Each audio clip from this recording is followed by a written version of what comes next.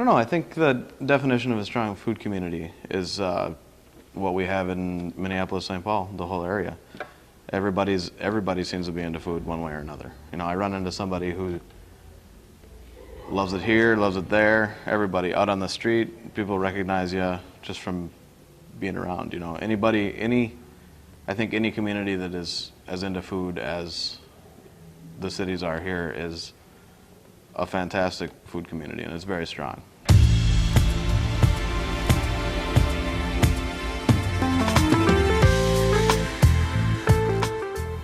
I'm Mike DeCamp, the chef de cuisine at La Belle Vie in Minneapolis. Hi, my name is Jourdan Gomez. I am here representing the Brad Street Crafts House restaurant located in the Graves 601 Hotel in Minneapolis. Seward Co-op was founded 40 years ago, in 1972. It's always been on Franklin Avenue. Originally we were located just a few blocks down the street. We've grown since then, and 3 years ago we moved into our current location, which is at 2111 Franklin Avenue.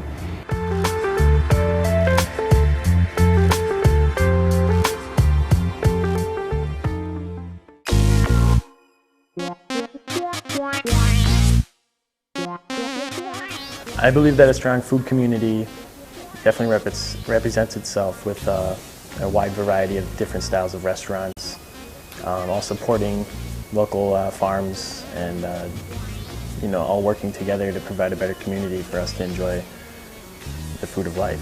Everybody's got to eat, and not everybody likes to eat bad food. You know, it's something you can talk to people about. You know, and it's easier. You know, some people, especially being from Minnesota, we like to keep to ourselves. And it's something you can talk to people about, and everybody has an opinion about food. You know, I like a restaurant, they might not like it, you can argue about it a little bit. It's fun. Talking about food is fun, you know, and yeah, I guess that's it. Talking about food is fun. So the community is really responding to what the cooperative brings to the neighborhood. We've always been, or at least for the last 40 years, have been a presence in the Seward neighborhood, but our size now enables us to do a lot of the things that we weren't able to do before. We offer educational pieces, education on sustainability, local foods. We are strong advocates of the local food movement. I believe that in having a really strong food community within your city, it's kind of just representing the art and culture within it. Looking through a fashion magazine, you'll see a beautiful dress represented by this beautiful woman. Looking through a food magazine, you see a beautiful play represented by a wonderful chef. And it's all art and culture. I think the better culture that you have in each category, it just accelerates the community and you know, each other category of culture and art within your city. So food is the top three for sure. We offer educational pieces, education on sustainability, local foods. We are strong advocates of the local food movement. Go to the farmer's market, you know, and just hang out. It's a cool community too. You go to the farmer's market and it's fun. You hang out there all day, eat a brat for breakfast, have two for lunch, you know, you just hang out. You meet people, you talk to people, you make a lot of friends at the farmer's market. And plus, there's cool stuff down there. You get introduced to a new thing every time you go to the farmer's market, I promise. And I wish more people would do that.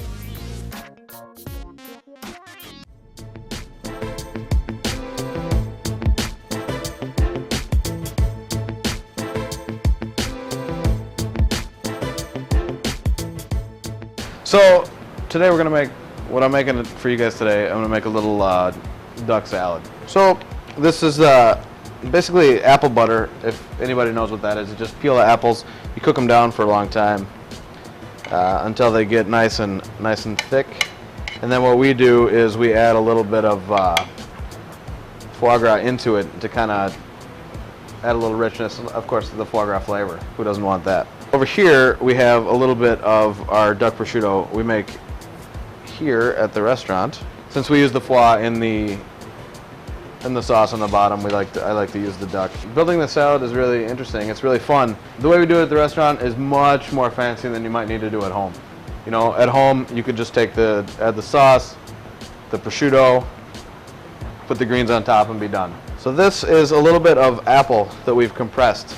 We press it in in a bag in the cryovac machine. So then this is a little bit of Belgian endive that we just cut into ribbons.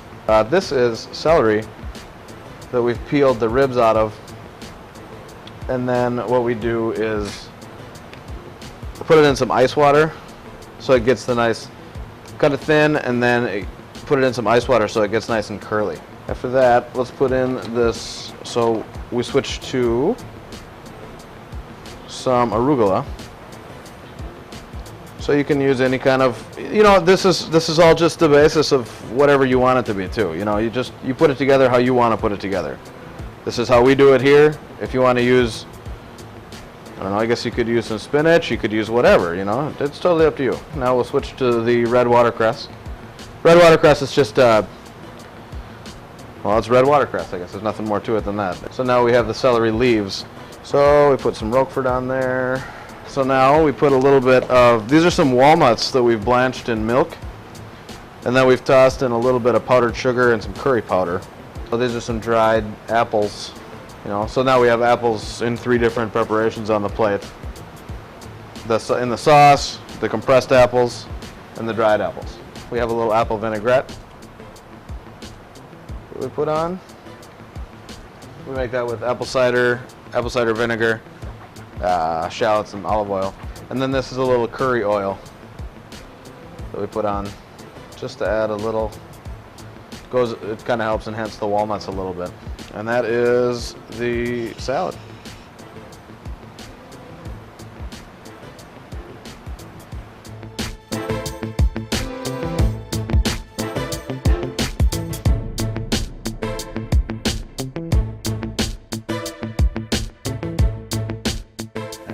The last gentleman begins with an egg. So we're going to crack an egg for the egg white. Keep all the yolk inside the egg if possible. Next we're going to do about 3/4 of an ounce of fresh lemon juice.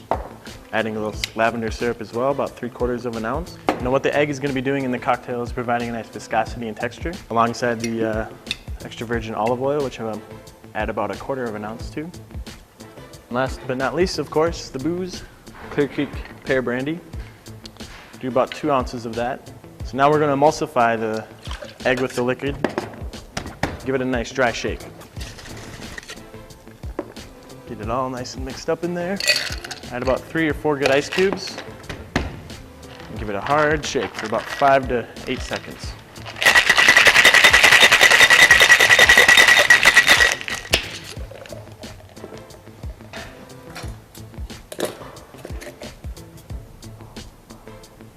And strain into a nice coupe. The layer on top, the espuma we call it, or foam, that is your egg white and oil combination that provides that nice smooth texture. Finish it with a little Peychaud bitters and also a few drops of rose water for the nose. Rose water is very, very potent, so we're going to add just a little bit here. And then finish it off with a little lemon oil or lemon essence. Now, if you're going to be making a non-alcoholic version of this drink, I recommend doing the same thing. But instead of adding the pear brandy, you can use about 2 to 3 ounces of the Izzy pear soda. There you have it, the last gentleman.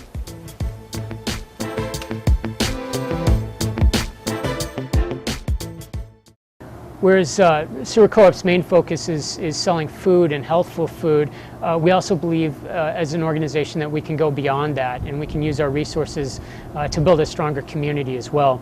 We do that in several ways. Recently we launched what we call our seed program, which is a roundup program where customers coming through at the registers can simply round up their bill, and the extra change goes to nonprofits and community organizations around Seward. Just in the last, in the year or so that we've been doing it, we've raised over $100,000 for community organizations and disaster relief for things like the tornado in North Minneapolis last year and the tsunami in Japan, for example. Fine dining, we always try to use great ingredients, great technique, and there's no better ingredients than stuff that's grown within 100 miles of you.